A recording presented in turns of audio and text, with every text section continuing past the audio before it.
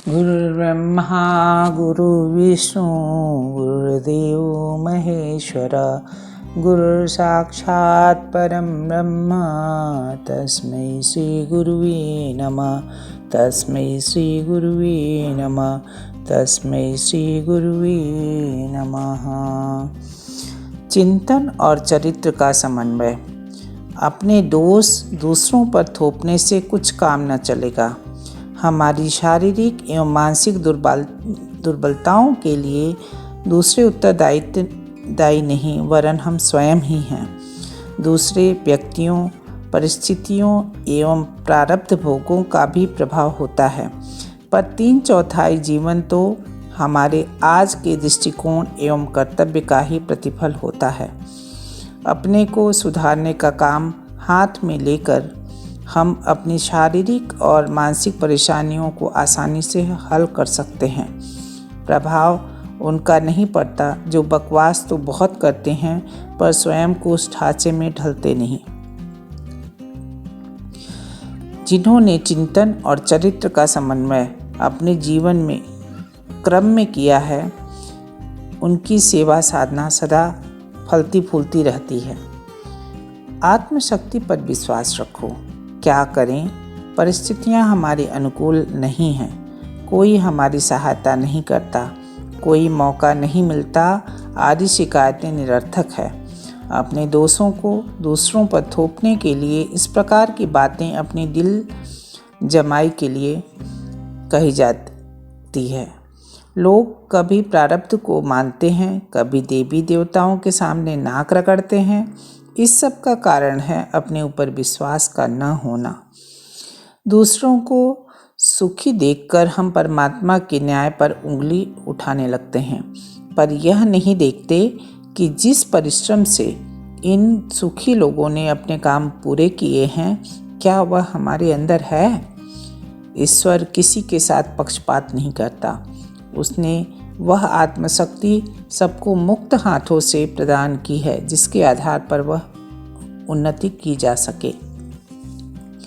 आत्मविश्वास जागृत करो। जब निराशा और असफलता को अपने चारों ओर मंडराते देखो तो समझो कि तुम्हारा चित्त स्थिर नहीं, तुम अपने ऊपर विश्वास नहीं करते। वर्तमान दशा से छुटकारा नहीं हो सकता जब तक कि अपने पुराने सड़े गले विचार को बदल न डालो। जब तक यह विश्वास न हो जाए कि तुम अपने अनुकूल चाहे जैसी अवस्था निर्माण कर सकते हो, तब तक तुम्हारे पैर उन्नति की ओर बढ़ नहीं सकते।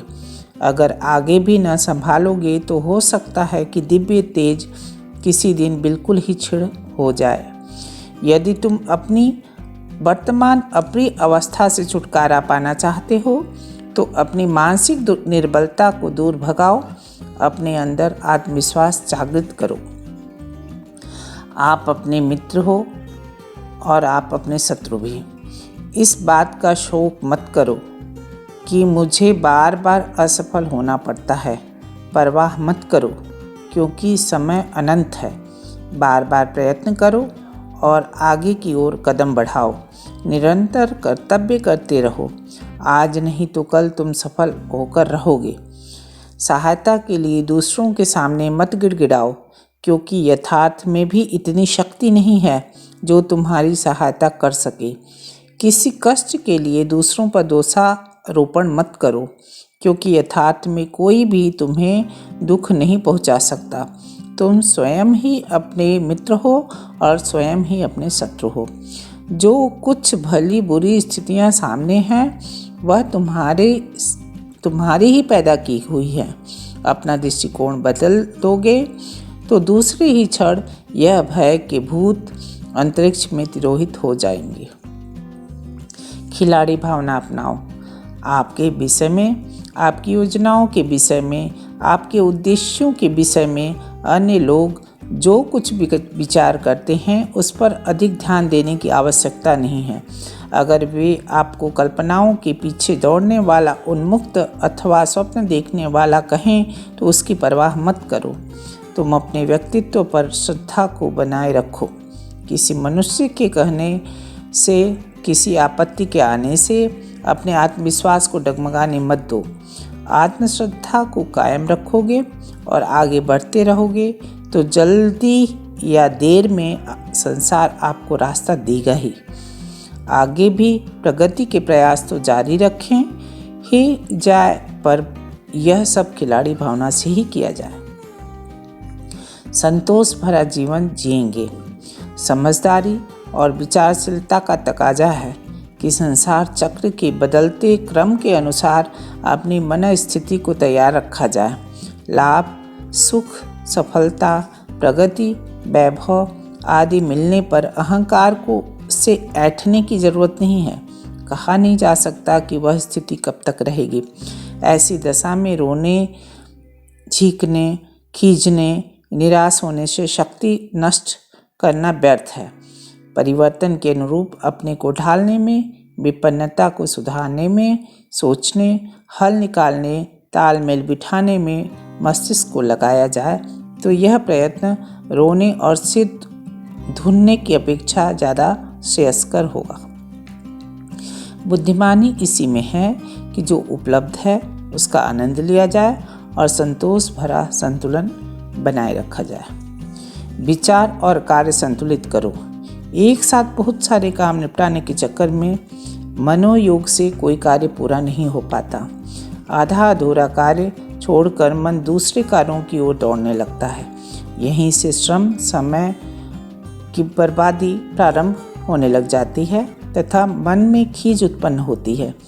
विचार और कार्य सीमित एवं संतुलित कर लेने से श्रम और शक्ति का अपव्यय रुक जाता है और व्यक्ति सफलता के सोपानों पर चढ़ता चला जाता है।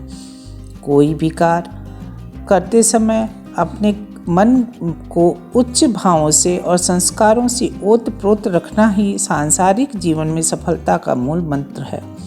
हम जहाँ रह रहे हैं उसे नहीं बदला जा सकता है, पर अपने आप को बदलकर हर स्थिति में आनंद ले सकते हैं। दूसरों पर आश्रित न हो।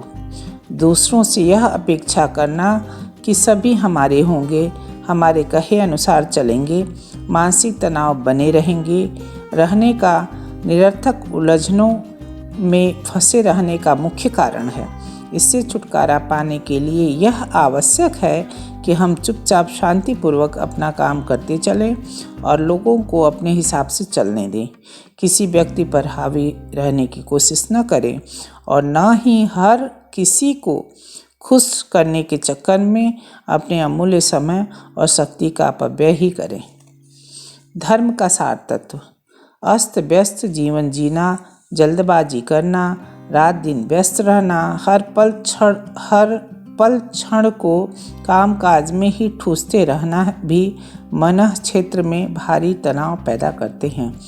अतः यहाँ पर यह आवश्यक हो जाता है कि अपनी जीवन विधि को, दैनिक जीवन को विवेकपूर्ण बनाकर चलें। ईमानदारी, संयमशीलता, सज्जनता, नियमितता, सुव्यवस्था से भरा पूरा हल्का फुल्का जीवन जीने से ही मन क्षेत्र का सदुपयोग होता है और ईश्वर प्रदत्त क्षमता से समुचित लाभ उठा सकने का सुयोग बनता है। कर्तव्य के पालन का आनंद लूटो और विघ्नों से बिना डरे जूझते रहो। यही है धर्म का सार तत्व। आत्मविश्वास और अविरल अध्यवसाय। संसार के सारे महापुरुष प्रारंभ में साधारण श्रेणी, योग्यता, क्षमताओं से व्यक्ति रहे हैं। इतना होने पर भी उन्होंने अपने प्रति दृष्टिकोण हीन नहीं बनने दिया और निराशा को पास नहीं फटकने दिया। आत्मविश्वास एवं अविरल अध्यवसाय के बल पर वे कदम आगे बढ़ते ही चले गए।